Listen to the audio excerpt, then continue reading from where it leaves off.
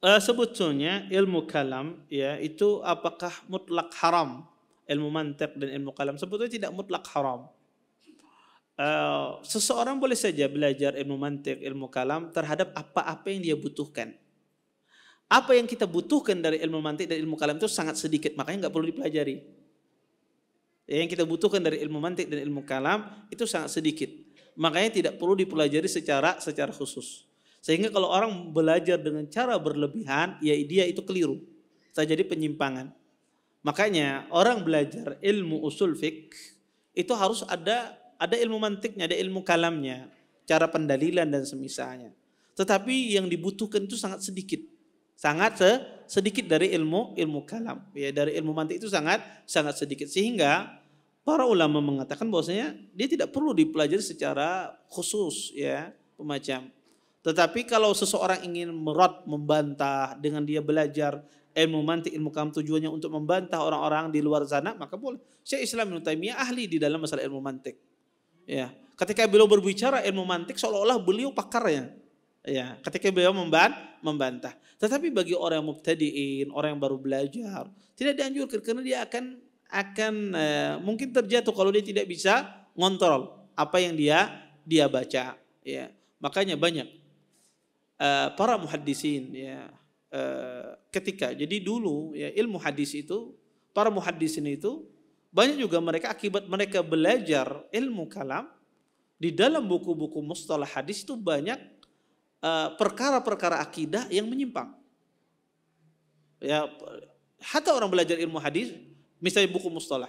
Di dalam buku mustalah hadis itu buku hadis, membahas tentang hadis sahih, hadis apa yang. Tetapi ada sebagian penulis itu dia banyak para muhaddisin, mereka bercampur dengan ilmu kalam karena punya ilmu kalam, sehingga apa? Banyak di dalam buku mustalah itu juga masalah akidah yang menyimpang. Contoh misalnya mereka bahas tentang masalah apakah khabar ahad itu menjadi hujjah atau tidak. Ini pembahasan ilmu kalam. Ya, akibat mereka belajar ilmu kalam. Ya, dan itu banyak. Ya.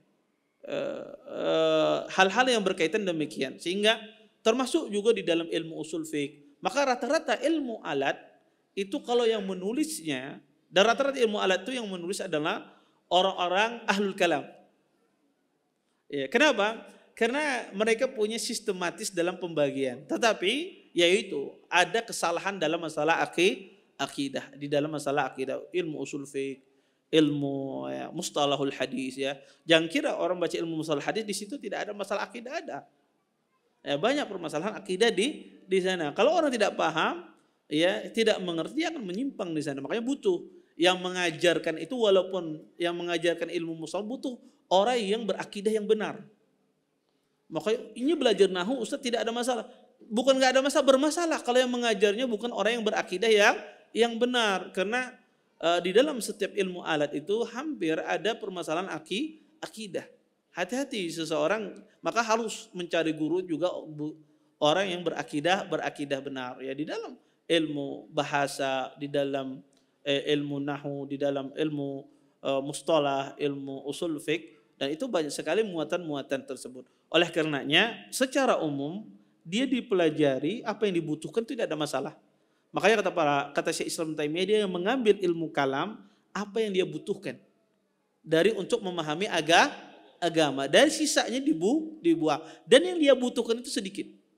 Yang dia butuhkan itu cuma sedikit, tidak banyak, sehingga tidak perlu dia dikhususkan di dalam metode pembelajaran. Maka tinggal gurunya saja yang mengajarkan ilmu kalam tersebut. Kalau gurunya baik, mengerti ya akidah yang benar, maka insya Allah selamat ya ketika diajarkan. Wallahu a'lam. Terima kasih. Jazakumullah khairan wa barakallahu fikum. Video ini dibuat atas partisipasi dari donasi Anda. Semoga menjadi amal jariah bagi Anda semuanya.